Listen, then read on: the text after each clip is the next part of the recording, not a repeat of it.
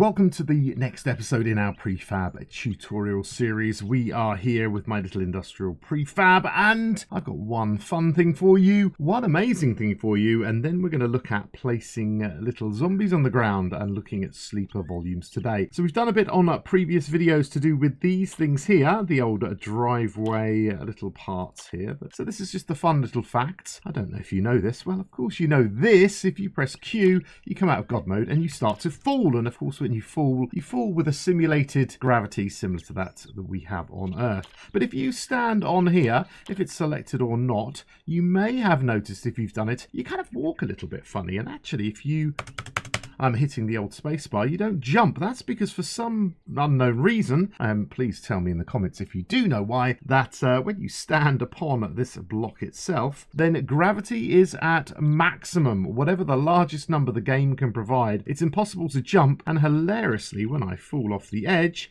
then instead of falling normally, I go bam, straight down to the bottom, which is interesting. Hey, look at that. There's a bit of painting to be done. Now, this leads on to the next thing that I noticed last night whilst I was live streaming. Scroll up a couple of times. But what? Well, I'll put that in my next video. I've just found something that I've never ever seen anyone ever do. When you are using an item that has some extra options, of course, you can hold down R, and up comes the little radial menu that kind of gives you extra bits of things to do with it, you know, paint surface and texture picker and things like that. I was using the terrain mod tool, the thing that kind of like makes the terrain change shape. Again, something we used last episode. And I held down R, and of course nothing happens. There is no extra options with this tool. And just by accident, I used my scroll wheel. Now you can scroll up or down. And when you do this, then another radial menu appears. And this is something I've never seen before. And it just happens to be the first and main section of my toolbar, which actually is brilliant because that allows me to change the things really quickly. Now, when I was preparing for this video, I was thinking, wow, that's great. But the only problem is I'd love to get that radial menu up when I am using something that has a radial menu. And I noticed that whatever your pickup key is, by default E, if you hold that with any item or even a blank hand, you have to remember you can do this with a blank hand. So in any slot, you can hold down E, move your scroll wheel, and up comes this lovely radial menu. You can also use the letter F, so if you don't have a head torch on, that won't keep flicking that on and off, but it's, I don't know, just something amazing. And actually I think I might start using that as a really easy way of just being able to change from one item to another when I am, you know, messing around in the editor. Of course, I'll still use the number keys just to jump up, but you know, it's just another option and something I've never seen before. So I showed you some of this last week. I'm just going to turn off this because I don't want this in the way. So pressing escape, go to show options and remove show category POI marker. This I was chatting about at the end of last episode. Yeah, this my little POI, how I want people to walk through it. And I eventually want people to walk in this direction. And as they come around here, I want a zombie to attack them. So I need a zombie in this toilet where there's a nice open door.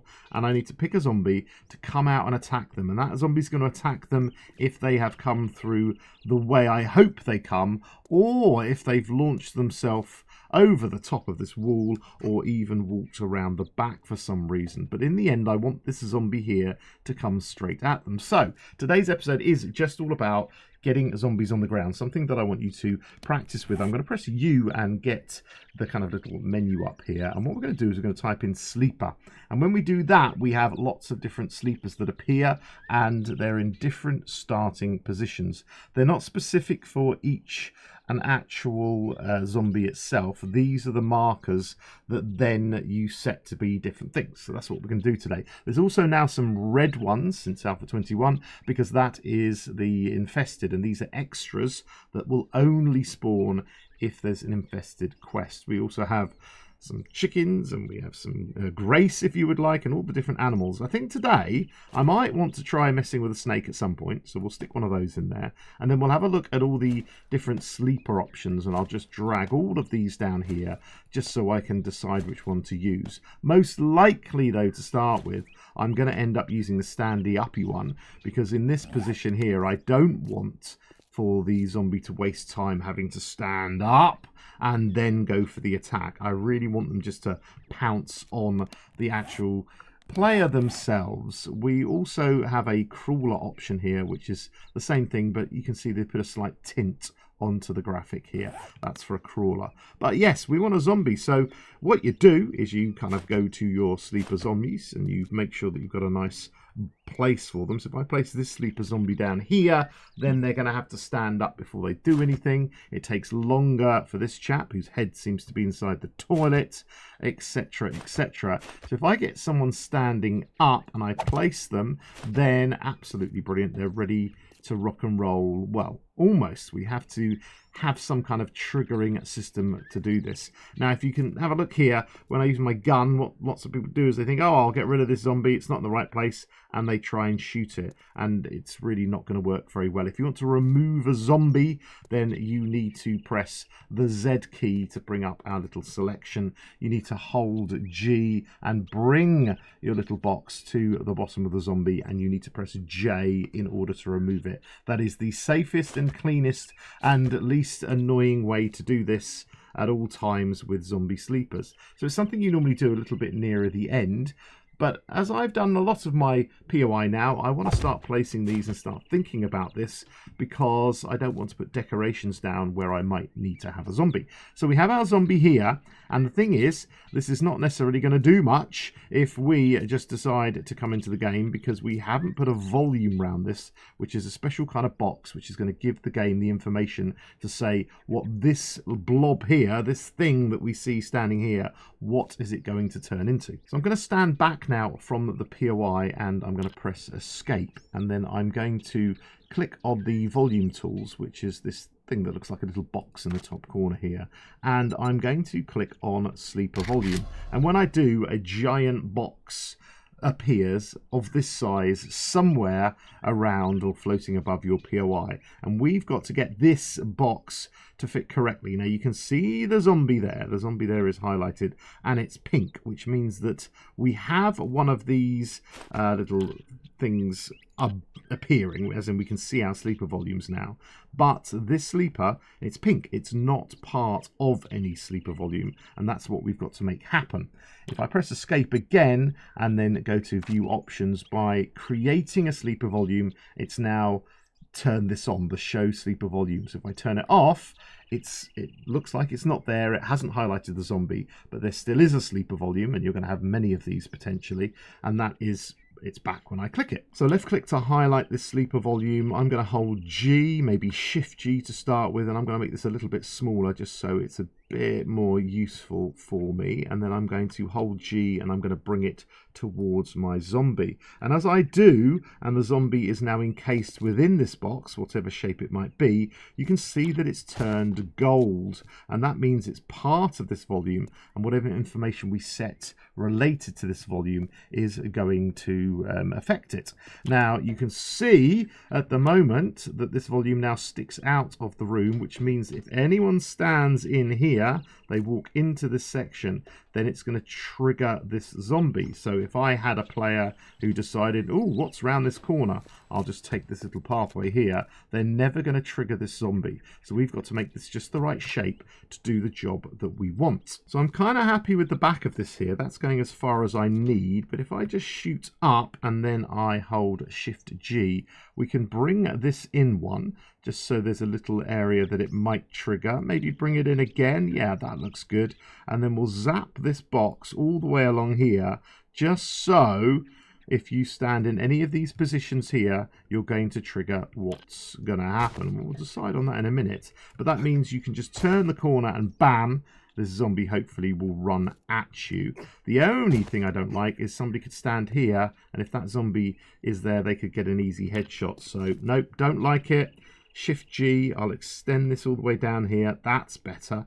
Can I just check in this area? Can they see the zombie? Maybe, but that might give, well, that might give the option to the player just a fighting chance if they're being really, really sneaky. So once the zombies in any, well, once the player, excuse me, is in anywhere to do with this box, then this thing's going to end up being triggered. Even if they decide to come up onto the roof here and then jump over, they're going to end up triggering it. I could even be a bit more sneaky and with Shift G just raises up 1 extra, which means that if somebody does jump onto the wall, it would trigger it. Maybe we could do that one. We don't want to extend it out to the wall just in case rubbing the side of this wall actually does trigger it, but that could be better. The only issue with this is if somebody decides to come onto the roof first, which is the direction I want the player to come, if they decide to go for something, oops a daisy, on top of this roof, that might trigger this zombie. So it's a bit of a compromise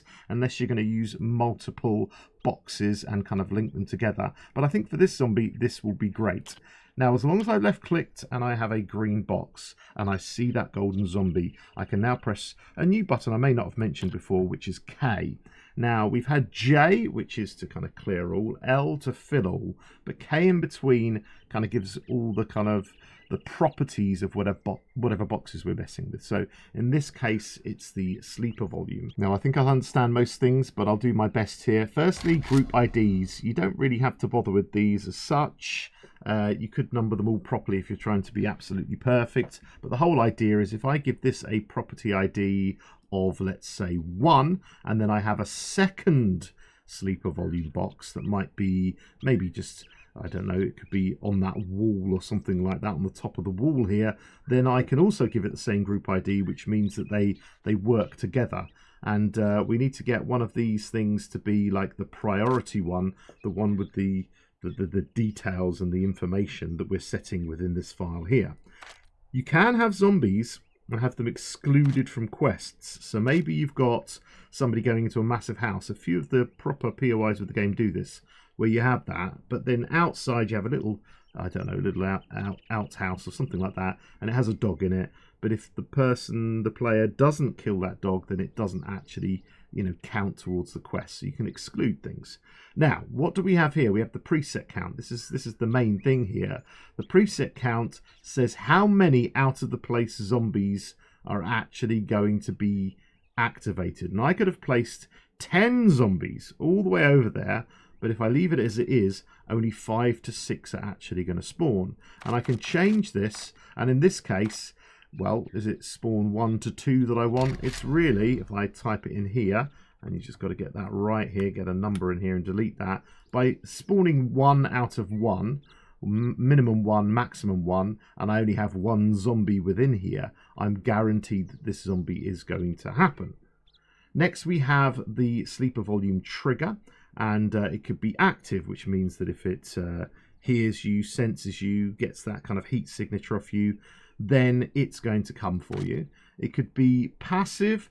Now, again, I'm sure some smart person is going to be able to tell me this in the comments, but passive it's just going to kind of sit there. I'm sure some things do trigger it, but attack is the one that I use a lot.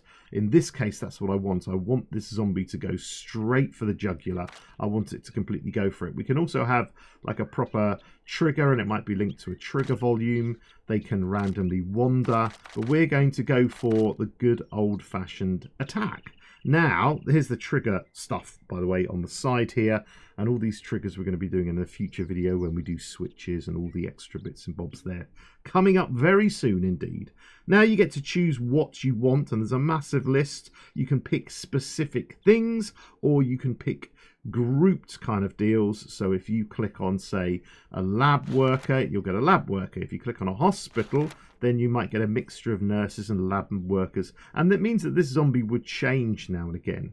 But right now, let's pick something. Let's say it's the janitor themselves. We're going to click on janitor, and it now says group zombie janitor only. It has its position, and it says it's one of these things. So that's all good. We're all ready for this to happen. All we've got to do is make sure that we are saved. Always remember to save. And then we're just going to do a little play test by going debug tools and play test, and we'll see what happens. So into the test world we are. Let me just get myself an admin gun just so I can shoot this horrible zombie in my face. And what I'm going to do is I'm going to have a quick walk around, I'm going to go into here. This is all this area we were messing with last time. But no zombies have appeared or are attacking me wherever I walk on this POI until I hit a certain region. And when I walk into here, then hopefully, oh, there we go. We have a zombie janitor going for us without thinking about it or waiting for anything. It's quietly, in this case, decided to pop, get us straight from behind, which is an amazing thing. So there we go. Let's restart the playtest and come from a different direction. So let's pretend this time that the players come around here and decided that they want to go straight in through this area. They've broken through, or they've jumped over the top of the wall and they've had a look around. They've come up the stairs and then they've jumped across here. They can't see any zombies. They've jumped across here. Does any zombie appear? Well, I made sure I had that little trigger volume set a little bit lower. Let's walk along here and have a look. And no zombie has appeared or anything like that. When I come down here, it does now appear. And it is coming straight for me. Now, of course, that is potentially a little bit of an issue because we want our zombies to kind of be there, but that's very much Alpha 1 now. A lot of the zombies do kind of fade into view. I could have the door closed, but then they'd be bashing on it. I could make this a runner or something a little bit more severe. But again, that's completely and utterly up to you. What we might want to do now is just show some of the little extras that you might want to do, to maybe make this spawn a little bit earlier. So back in the editor, left clicking on here, pressing K again, just making sure my group ID is 1 here. So if I come back, unselect that, press escape, head up to volume tools and then click sleeper volume, and we have another one of these volumes appear. I think what I would like to do is I would like to get this sleeper volume to affect what happens when people get high up on top of this kind of this what's it called, the wall. Well, my brain's not working. You can tell that I've got back to work and the summer has finished. Everything's not really happening. Now I could have just extended up the other one, but in this example, yes, if somebody kind of jumps up here now, because I've used half blocks, it means that if somebody's partially jumping up here, it's still going to trigger it. But what's the chances of that? Most players, I think, are going to see a big brick wall and they're going to walk around and investigate. And if you're going to frame up, you're going to do it here so you can see what's going on. So maybe that's a good idea, and maybe I like that because I've also covered this extra little area here. We're going to press K on here. In fact, no, hang on. Whoa! Pressing the wrong buttons. Let's actually bring this in with Shift G just a little bit, just so it's not like you jump across to this section and you trigger it. You want it here. And I don't mind a zombie coming out if somebody stands on top of here. It just depends how they play. We've got to give them a fighting chance. So this next section, yes, K, and I'm going to press 1 here. Now that means that this has the same group ID as the box below, and therefore we need to find out, does it make a difference to the zombie if we mess with these things? Well, it's not the priority volume this time, and we haven't got any zombies in it as such, so I don't really care about these numbers here.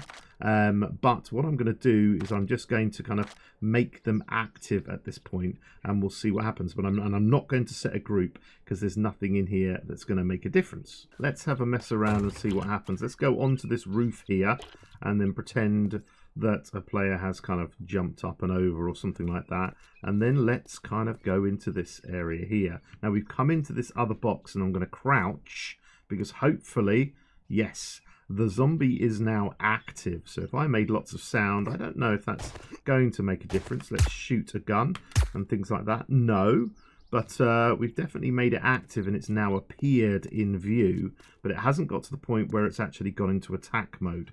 So if I'm allowing the player, if they do come in here, they're going to get to see it. There's not going to be that magically appearing zombie going on, but they're going to have a chance of using their bow and arrow maybe. But if they do say, "Oh, I'll go down here," that thing immediately comes at them, and there's a bit of a fight that ensues. So why don't we make this a little bit more tricky by changing the type of zombie that we have now? There can be sometimes difficulty in highlighting each of these boxes.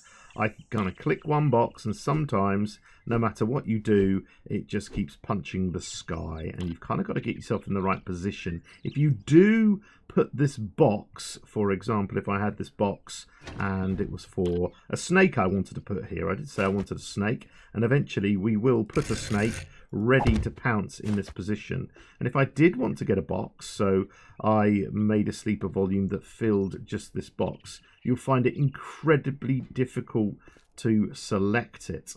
And usually, if you want to select it kind of in situ, then you have to shoot out of blocks just so you can see an edge. It's very annoying. But you can also drag and move the box just to kind of set its properties. So using just using G, sorry, you can just move it to the side. But let's get this snake going, shall we? In order to make this snake do its job, I need a volume that's going to fit kind of inside here slightly. But, of course, we need a sleeper volume. So I'm not going to have anything selected. I'm going to press Escape. And again, for the third time today, we're going to go to Volume Tools, and we're going to go Sleeper Volume, making this next beauty here. I'm going to scrunch this one up. I'm going to make it roughly the right shape here, and then I think I'll press K now. And you don't necessarily have to for just single volumes, but I like to always give these different numbers just so I know what's happening, especially if I'm making notes. This is going to be my priority volume for this, but as it's on its own, it doesn't make a difference. I'm going to have just 1 out of 1. Oh, I do hate this little menu system. You have to put your 1 at the beginning, and then you're going to have to press delete, or it doesn't allow you to put the numbers. We're going to make this kind of go on active, so it's just ready to get going. And then if I just type in snake, then we've placed a snake, but still I'm going to make this an animal snake in this box. So that's what this box is all about. I'm now going to take that box, I'm going to place it down here, and I might want to use that left alt just to kind of pressing the left alt just to make sure that it's in the right position. It hasn't gone too far down, it hasn't gone too far up, and it does the job for me. Now if I want to select this one with my hand, no matter what I do, because the edges aren't there, oops, a daisy, it's nigh on impossible to select or unselect it. So if I select something else and I want to select this one, then it's incredibly difficult because you actually have to click on the edge rather than on the kind of glowing panel of stuff. So it is absolutely worth, if you're in dire straits, you can shoot out to block, but you've got to keep hunting because you might be able to see a bit sticking out. This is I believe a smaller block slightly, so you can click on that. But hopefully we've got a golden snake. We do. Let's close this door so we can check that one out. And what did I want to do here? I wanted to press K, and I want to turn this one. Let's just check this one. It now says snake. Did I click on the wrong one? Let's press K. Oh no, it's because I'm filtering here. And it does say zombie janitor only there. But let's go for a feral.